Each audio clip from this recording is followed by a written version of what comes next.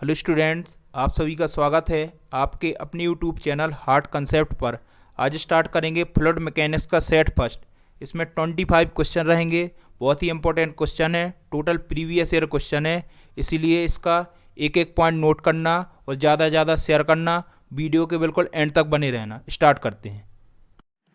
Question first है, dynamic viscosity has the dimension as. Very very important question है। इसको solve करते हैं। किस टाइप से क्वेश्चन को सॉल्व करना है बिल्कुल ध्यान से देखना, ठीक है। यदि आपको किसी की डायमेंशन चाहिए तो उसकी यूनिट याद होनी चाहिए। देखो स्टार्ट करते हैं। डायनेमिक विस्कोसिटी, देखो डायनेमिक विस्कोसिटी क्या होती है। डायनेमिक विस्कोसिटी, विस्कोसिटी इसको म्यू से डिनोट करते हैं, ठीक है। इसकी जो यूनिट होती है वो क्या होती है, न्यूटन सेकंड पर मीटर स्क्वायर। अब इसकी डायमेंशन फाइंड आउट करना कैसे करेंगे। देखो न्यूटन क्या है, फोर्स की यूनिट होती है, और जो फोर्स की डायमेंशन होती है वो क्या होती है, फोर्स क्या होता है, मास इंटू एक्सेलरेशन। मास की जो डायमेंशन है वो क्या एम होती है, और एक्सेलरेशन की क्या होती है, एल टी माइनस टू, ठीक है। अब देखो म्यू की फाइंड आउट करते हैं। न्यूटन की क्या हो गई, M L T minus two, और सेकंड की क्या हो जाएगी, टी हो जाएगी, एम स्क्वायर की एल स्क्वायर हो जाएगी। देखो इससे ये कैंसिल हो जाएगा, तो क्या हो जाएगा, M L minus one T minus one. अब देखो कोई ऑप्शन मैच कर रहा है क्या, B is the correct answer. देखो इस टाइप का क्वेश्चन है, वेरी वेरी इंपॉर्टेंट क्वेश्चन है। देखो कितनी बार आया है, ठीक है।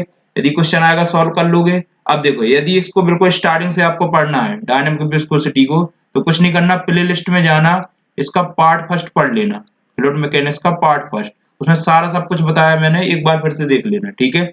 नेक्स्ट क्वेश्चन देखते हैं।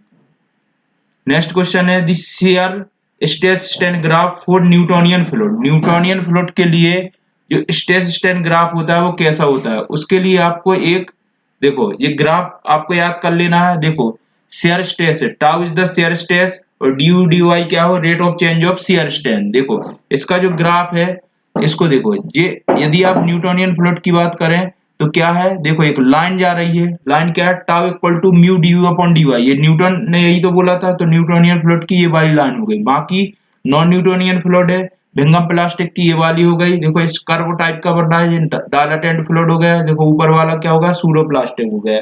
यदि इसको पूरा समझना है तो इसके लिए आप क्या करना, पार्ट फर्स्ट है जो, पार्ट फर्स्ट का लास्ट, बिल्कुल लास्ट में जाना, लास्ट पॉइंट में सबको समझाया है कि कौन सा फ्लूइड किस टाइप का होता है, नॉन न्यूटोनियन कब बोलेंगे, न्यूटोनियन कब बोलेंगे, डायलेटेंट क्या होता है, सूडो प्लास्टिक क्या है, सारा सब कुछ कवर कर दिया विद एग्जांपल, इसलिए उस वाले पार्ट को देख लेना। अब देखो इस क्वेश्चन पे आते हैं। क्वेश्चन ने क्या बोला है, the shear stress strain graph for Newtonian fluid. Newtonian fluid के लिए जो ग्राफ होगा वो कैसा हो जाएगा, स्ट्रेट हो जाएगा, ठीक है, स्ट्रेट लाइन हो जाएगा, यानी कि A is the correct answer. Next question देखते हैं। नेक्स्ट क्वेश्चन है, with an increase in size of the tube, the rise or depression of liquid in the tube due to surface tension will be। देखो इसके लिए आपने capillary rise का एक formula पढ़ा था, कैपिलरी राइज भी होता था, ठीक है, डिप्रेशन भी होता था। क्या फॉर्मूला पढ़ा था, H equal to 4 sigma cos theta divide by rho G T. ये वाला फॉर्मूला पढ़ा था, बहुत ही इंपॉर्टेंट फॉर्मूला है, ये वाला आपने पढ़ लिया था। अब देखो अकॉर्डिंग टू क्वेश्चन, क्वेश्चन क्या बोल रहा है, यदि साइज इसकी बढ़ा दी जाए, यानी कि यदि आप देखें H D proportional to 1/d, यही आएगा इससे, यानी कि इसको लिख सकते हैं कि H inversely proportional to D हो गया। यदि आप साइज इसको बढ़ाते हो तो एच क्या हो जाएगा, डिक्रीज हो जाएगा। तो क्वेश्चन ने यही पूछा है, दी राइज और depression of liquid in the tube due to surface tension will be, क्या हो जाएगी, decrease. A is the correct answer. समझ में आया। नेक्स्ट क्वेश्चन देखते हैं। नेक्स्ट क्वेश्चन है, surface tension on a liquid surface is caused by. बहुत ही इंपॉर्टेंट क्वेश्चन है ये, क्यों, क्योंकि देखो सेकंड में क्या पूछा है उसी को, surface tension is caused bye a force of at the free surface. मतलब जो सरफेस टेंशन होता है वो लिक्विड सरफेस पे किसके कारण होता है। देखो ऑप्शन है adhesion, cohesion, both A and B, either A और बी, ठीक है। तो B is the correct answer. हमेशा क्वेश्चन याद रखना, यदि क्वेश्चन में आता है surface tension on a liquid surface is caused by, only cohesion के कारण होता है, ठीक है, कोहेजन हो गया। कोहेजन क्या होता है, देखो attraction force, attraction force between same molecule, ठीक है, सेम मॉलिक्यूल्स हैं तो उसको क्या बोल देंगे आप, कोहेजन बोलेंगे। और यदि डिफरेंट मॉलिक्यूल्स है तो उसको क्या बोल देंगे, अधेशन बोल देंगे। तो क्वेश्चन यदि आता है कि surface tension of liquid surface is caused by cohesion, ठीक है, समझ में आ गया, B is the correct answer. Next question देखते हैं, in Newtonian fluid the shear stress is, देखो न्यूटन्स लॉ ने क्या बोला था, shear is directly proportional to rate of change of shear strain, यही बोला था, ठीक है। जो शियर स्ट्रेस होता है वो directly proportional to rate of change of shear strain होता है, इसी को क्या बोलते हैं, डिफॉर्मेशन रेट भी बोल देते हैं, डिफॉर्मेशन रेट भी बोल देते हैं, डिफॉर्मेशन रेट। अब देखो, अब इसको देखो, क्वेश्चन ने क्या बोला, in Newtonian fluid the shear stress is directly proportional to viscosity, नहीं है, इनवर्सली प्रोपोर्शनल नहीं है, directly proportional to deformation rate, C is the correct answer. Next question है, pressure inside water droplet is if the surface tension is sigma and diameter is D. इसके लिए आपको तीन फॉर्मूले याद करने हैं, कौन कौन से मैं बता रहा हूं, ठीक है। फर्स्ट फॉर्मूला क्या है, फॉर्मेशन ऑफ वाटर जेट, ठीक है, formation of water jet, formation of water jet. Water jet की बात करूं तो जो प्रेशर इनसाइड आया यानी कि डेल पी इक्वल टू क्या हो जाएगा, 2 सिग्मा डिवाइड बाई डी, समझ में आया। सेकंड क्या हो जाएगा जी, फर्स्ट हो गया। सेकंड क्या है, फॉर्मेशन ऑफ लिक्विड ड्रॉपलेट, ठीक है, इसका जो प्रेशर इनसाइड आएगा वो क्या हो जाएगा, 4 सिग्मा डिवाइड बाई डी। और लास्ट है formation of bubble, formation of bubble,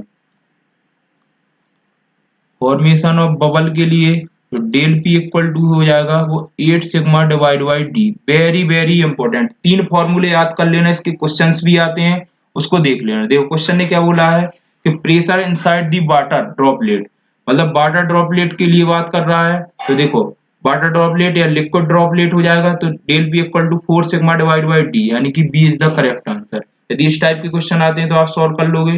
next question देखते हैं। नेक्स्ट क्वेश्चन है, the unit of kinematic viscosity is, kinematic viscosity की यूनिट क्या होती है। देखो काइनेमेटिक विस्कोसिटी को, काइनेमेटिक विस्कोसिटी, काइनेमेटिक विस्कोसिटी को सबसे पहले न्यू से डिनोट करते हैं। जो न्यू होता है वो क्या होता है, म्यू डिवाइड बाई रो होता है, हमेशा याद रखना, ठीक है। इसकी यूनिट होती है वो क्या होती है, मीटर स्क्वायर पर सेकंड होती है, हमेशा याद रखना, ठीक है। तो ए इज द करेक्ट आंसर, समझ में आ गया। काइनेमेटिक विस्कोसिटी आएगा तो सॉल्व कर लोगे, ठीक है। नेक्स्ट होता है surface tension has the unit of, surface tension की बात कर रहा है, ठीक है। तो देखो जो सरफेस टेंशन होता है, सरफेस टेंशन, सरफेस टेंशन को सिग्मा से ही डिनोट करते हैं। जो सरफेस टेंशन होता है वो फोर्स पर यूनिट लेंथ होता है, फोर्स पर यूनिट लेंथ, ठीक है। यानी कि इसकी यूनिट देखें तो क्या हो जाएगा, फोर्स की न्यूटन होती है, लेंथ की मीटर होती है, यानी कि न्यूटन पर मीटर हो जाएगा। B is the correct answer, समझ में आ गया। हमेशा याद रखना, सिग्मा समझ के स्ट्रेस मत समझ ले, सरफेस टेंशन को सिग्मा से डिनोट करते हैं, इसकी यूनिट न्यूटन पर मीटर होती है। वेरी वेरी इंपॉर्टेंट क्वेश्चन है, ठीक है, कई बार क्वेश्चन आया, देख लो, ठीक है। नेक्स्ट क्वेश्चन देखते हैं, the dimension of the surface tension. अब डायमेंशंस की बात देखो, अभी यूनिट आपने क्या है, न्यूटन पर मीटर देखी है, ठीक है। सरफेस टेंशन है, सरफेस टेंशन, सरफेस टेंशन की जो आपने यूनिट देखी है वो क्या, न्यूटन पर मीटर है। यदि इसकी डायमेंशंस की बात करूं तो देखो न्यूटन क्या है, अपन ने देखा था न्यूटन का mL/t-2 था डिवाइड में, ठीक है, मीटर है तो एल हो जाएगा, एल से एल कैंसिल हो जाएगा तो क्या हो जाएगा mt-2। कोई ऑप्शन मैच कर रहा है, D is the correct answer, ठीक है, समझ में आ गया, mt-2, ठीक है। नेक्स्ट क्वेश्चन देखते हैं। नेक्स्ट क्वेश्चन है, the variation in volume of a liquid with the variation of pressure is called. देखो एक टर्म आपने पढ़ा होगा क्या, बल्क मॉडुलस, ठीक है। जो बल्क मॉडुलस होता था, देखो bulk modulus, bulk modulus, modulus इसको के से डिनोट करते थे। के क्या होता था, DP divide by DB divide by B, यही होता था बल्क मॉडुलस। लेकिन एक टर्म होता है कंप्रेसिबिलिटी, कंप्रेसिबिलिटी, ठीक है। जो कंप्रेसिबिलिटी होती है वो inversely proportional to bulk modulus, यानी कि इसका उल्टा हो जाएगा, सीधी सी बात है। तो कंप्रेसिबिलिटी क्या लिख सकते हैं अपन, DB divide by B divide में डीपी, ऐसा लिख सकते हैं, आपने ये लिख दिया। क्वेश्चन ने पूछा the variation in volume of a liquid with the variation of pressure. देखो variation of volume with the variation of pressure क्या हो जाएगा, कंप्रेसिबिलिटी, यानी कि B is the correct answer. समझ में आया? इस टाइप का क्वेश्चन आएगा, कर लोगे। नेक्स्ट क्वेश्चन देखेंगे, dimension of the pressure. Pressure की बात करूं तो जो प्रेशर होता है, प्रेशर, ठीक है, प्रेशर के लिए आपने एक फॉर्मूला पढ़ा होगा क्या? प्रेशर को आप क्या लिख सकते हो, P equal to force per unit area होता है, यही होता है। देखो अब इसकी उसने डायमेंशंस पूछी है, तो फोर्स, फोर्स क्या होती है, न्यूटन पर मीटर स्क्वायर, यही हो जाएगा। अब देखो प्रेशर्स की डायमेंशंस कैसे, न्यूटन की आपने अभी पढ़ी है ml/t-2 और मीटर स्क्वायर यानी कि एल स्क्वायर, इससे कैंसिल हो जाएगा, ऊपर जाएगा तो क्या हो जाएगा, ml-1 t-2 हो गए। अब देखो कोई आंसर मैच कर रहा है कि ml-1 t-2, यानी कि B is the correct answer. समझ में आया? B is the correct answer, यानी कि डायमेंशंस निकालना तो आपको बिल्कुल आ जाएगा। डायमेंशंस निकालने में कोई डाउट नहीं होना चाहिए, ठीक है। डायमेंशंस आप बिल्कुल देख लीजिए।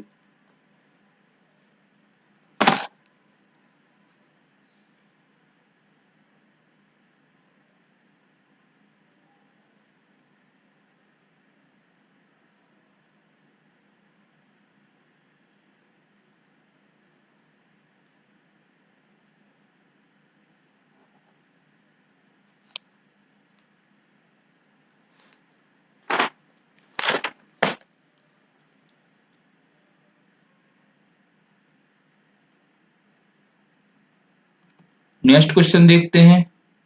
नेक्स्ट क्या है, the relation between dynamic viscosity mu, mass density rho and kinematic viscosity nu is expression. अभी अभी आपने पढ़ा था, जो काइनेमेटिक विस्कोसिटी म्यू होता है वो क्या होता है, म्यू डिवाइड बाई रो। अभी अभी आपने फॉर्मूला पढ़ा है, ठीक है। वेयर न्यू क्या है, काइनेमेटिक विस्कोसिटी, काइनेमेटिक विस्कोसिटी, ठीक है, एंड म्यू क्या है, डायनेमिक विस्कोसिटी, डायनेमिक विस्कोसिटी, ठीक है। और रो क्या है, रो आपने देखा मास डेंसिटी, क्या है, मास डेंसिटी, ठीक है। तो इसका रिलेशन है, उसने यही रिलेशन पूछा है कि तीनों में रिलेशन क्या होगा, तो nu equal to mu divide by rho, यानी कि C is the correct answer. समझ में आया?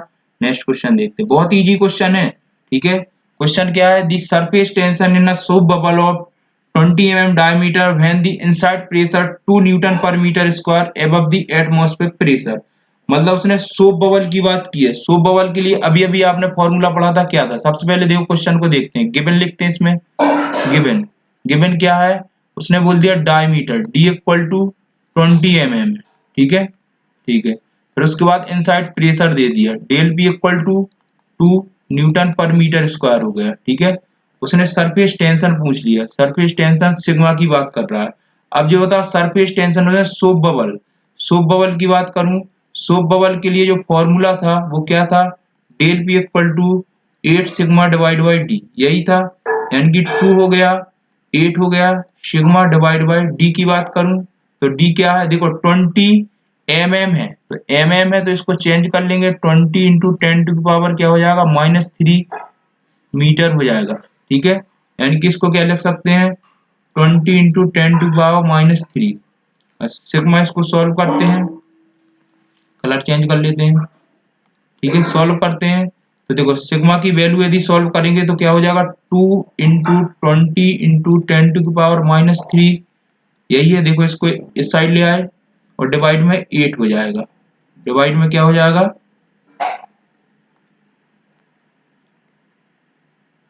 ठीक है, डिवाइड में हो जाएगा 8,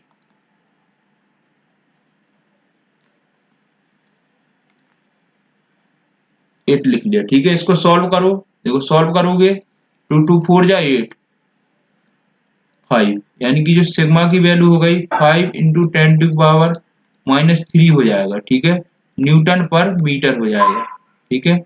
अब देखो यानी कि जो सिग्मा की वैल्यू आ गई 5 into 10 to power -3 Newton per metre, कोई ऑप्शन है क्या, सी इज द करेक्ट आंसर। इस टाइप का क्वेश्चन आया, कोई डाउट, 3 फॉर्मूले आप याद कर लेना, आप सारे क्वेश्चन कवर कर ले जाओगे, ठीक है। ये हो गया। नेक्स्ट क्वेश्चन देखते हैं, if the diameter of capillary tube is doubled the capillary rise क्या हो जाएगा। देखो अभी अभी आपने फॉर्मूला पढ़ा था क्या, H equal to 4 sigma cos theta divide by rho G D, यही फॉर्मूला पढ़ा था। ठीक है, अब उसने यदि डायमीटर को डबल कर दूं तो इसको मान लो H1 हो गया। ठीक है, H2 केस में क्या बोल दिया उसने, डायमीटर को डबल कर दो, यानी कि 4 sigma cos theta divide by rho g हो गया। अब देखो रो जी इसने डायमीटर को 2d कर दिया, डबल कर दिया। ठीक है, तो यदि यहाँ देखूं तो क्या हो जाएगा, 4 sigma cos theta divide by क्या लिख सकते हैं, 2 रो जी डी, यही हो गया। यानी कि H2 इक्वल टू, अब देखो 4 sigma cos theta divide by rho G D के यहाँ क्या H1 लिख सकता हूँ, H1 डिवाइड बाई 2 हो जाएगा, यही हो जाएगा। यानी कि एक चीज समझ में आई, यदि आप डायमीटर को क्या डबल करते हैं तो कैपिलरी राइज क्या हो जाएगी, हाफ हो जाएगी, यानी कि C is the correct answer. कोई डाउट तो होगा ही नहीं। ठीक है, नेक्स्ट क्वेश्चन देखते हैं। Pascal second is the unit of, unit pascal second unit किसकी है। देखो आपने एक टर्म पढ़ा था डायनेमिक विस्कोसिटी, फर्स्ट क्वेश्चन पढ़ा था डायनेमिक विस्कोसिटी। ठीक है, डायनेमिक विस्कोसिटी को म्यू से डिनोट करते थे, इसकी यूनिट क्या होती, न्यूटन सेकंड पर मीटर स्क्वायर। अब ये बताओ यदि मैं देखूं पास्कल, जो पास्कल होता है 1 पास्कल इक्वल टू होता है 1 न्यूटन पर मीटर स्क्वायर, यानी कि आप न्यूटन पर मीटर स्क्वायर के यहाँ पास्कल लिख सकते हैं क्या, यानी कि ये हो जाएगा पास्कल और ये सेकंड है।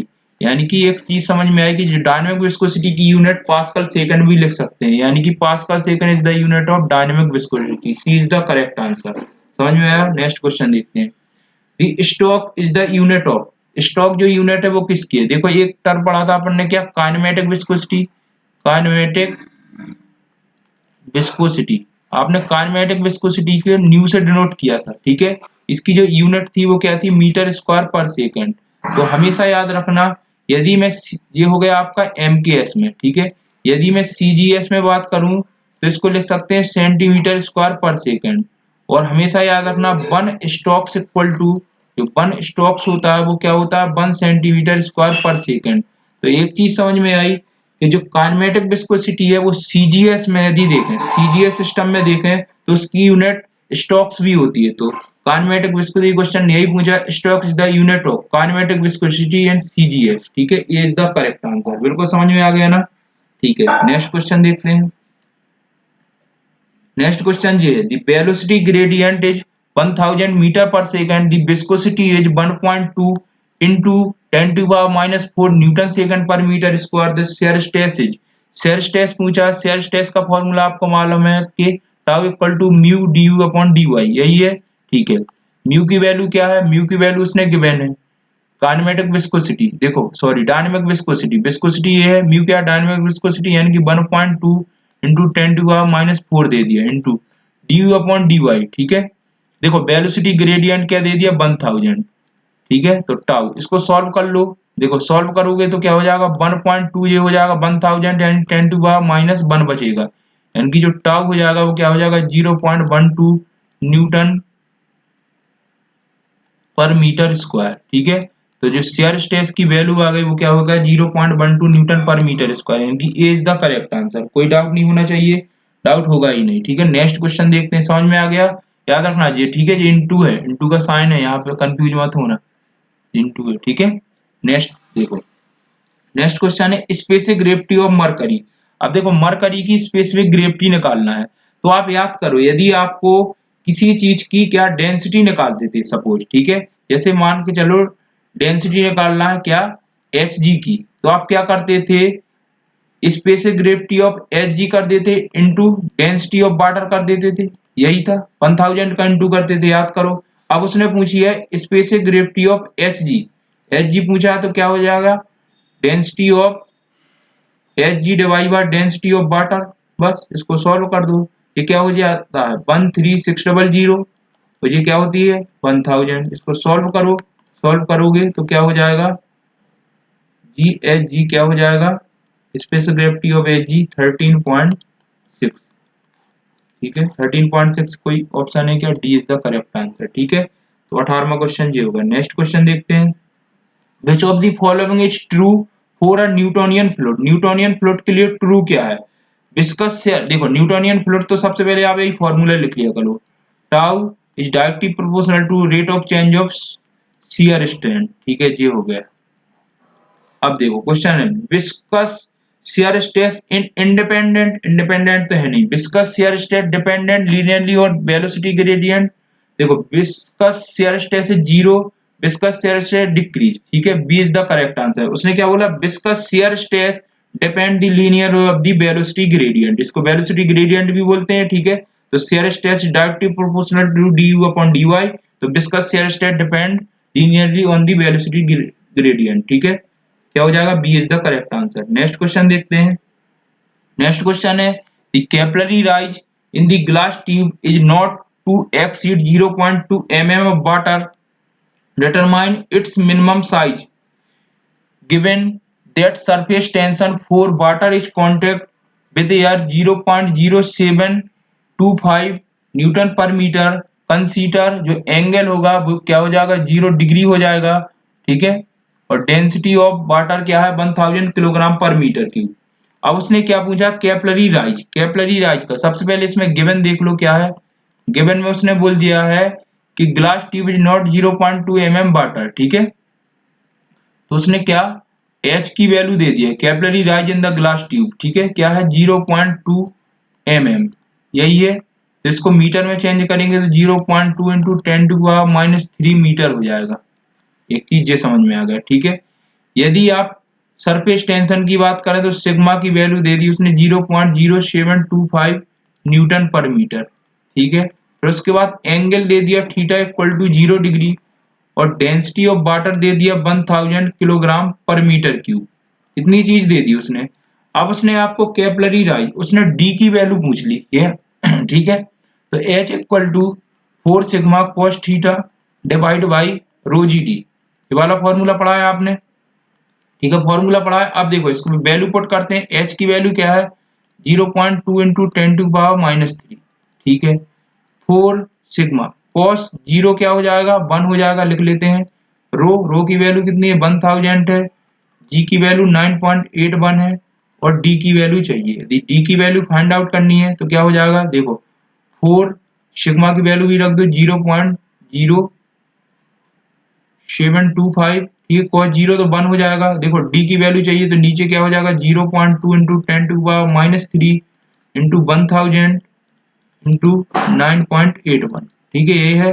इसको यदि सॉल्व करेंगे, ठीक है, तो जो डी की वैल्यू आने वाली है वो क्या हो जाएगा, 0.1478 मीटर। ठीक है, इसी को क्या लिख सकते हैं, उसने सेंटीमीटर में पूछा है तो 14.78 सेंटीमीटर लिख सकते हैं। ऑप्शन है क्या, ऑप्शन है। ठीक है, इसी को लगभग लिख सकते हैं 14.8 centimetre. D is the correct, sorry A is the correct answer. समझ में आया, 14.8 सेंटीमीटर हो जाएगा।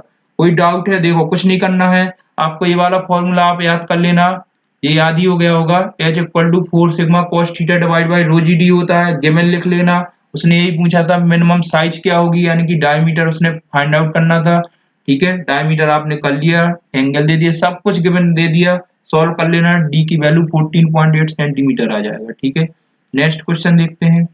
नेक्स्ट क्वेश्चन है, the flow in open channel is said to be subcritical if the Froude number is. इसकी कुछ वैल्यू बता रहा हूं, उसको याद कर लेना, सारे क्वेश्चन सॉल्व कर ले जाओ। देखो फ्राउट्स नंबर जो होता है एफ आर, यदि इज इक्वल टू 1 है तो फ्लो कैसा होगा, क्रिटिकल फ्लो होगा। ठीक है, फ्लो इज क्रिटिकल।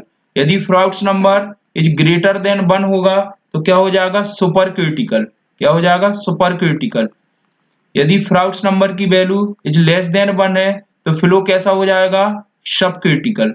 सब critical, very very important. 3 value याद कर लेना जो मैंने बताई है, सारे क्वेश्चन सॉल्व कर ले जाओगे। ठीक है, क्वेश्चन ने यही पूछा है, the flow is open channel is said to be sub critical Froude number. देखो सब क्रिटिकल में फ्राउट्स नंबर क्या है, लेस देन 1, यानी कि A is the correct answer.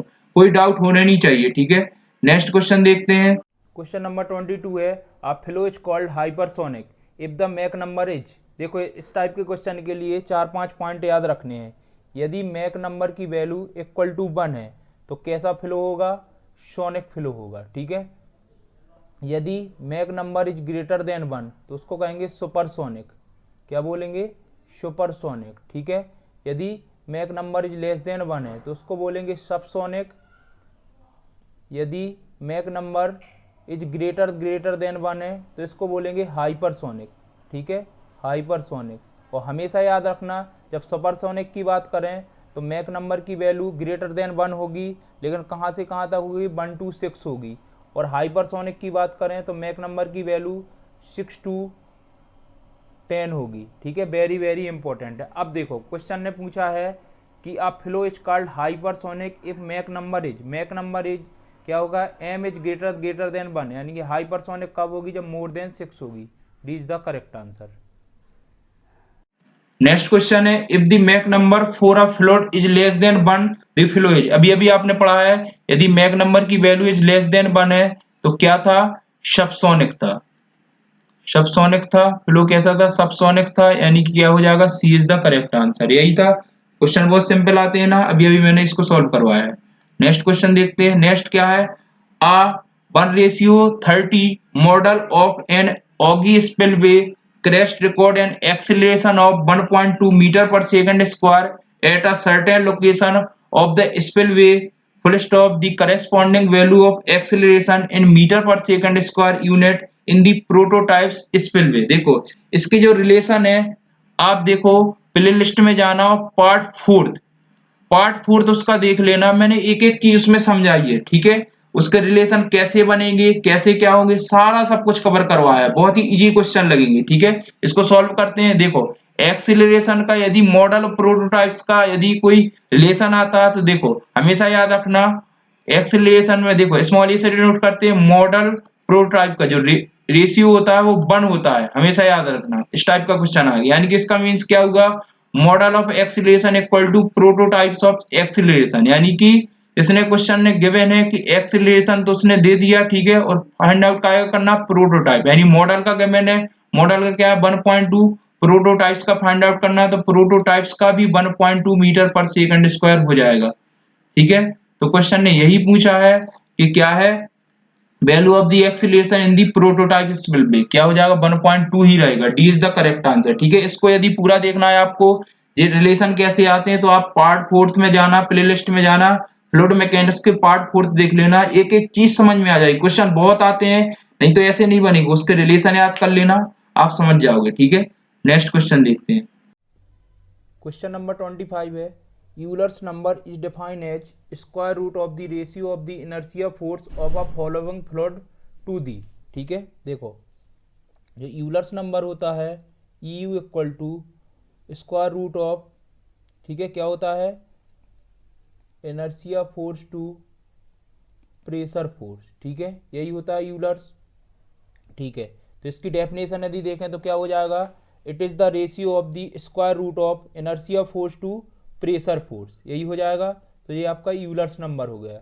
अब उसने क्वेश्चन ने यही पूछा है, Euler's number is defined as square root of the ratio of the inertia force to pressure force. D is the correct answer, ठीक है। इस टाइप के क्वेश्चन है, ठीक है।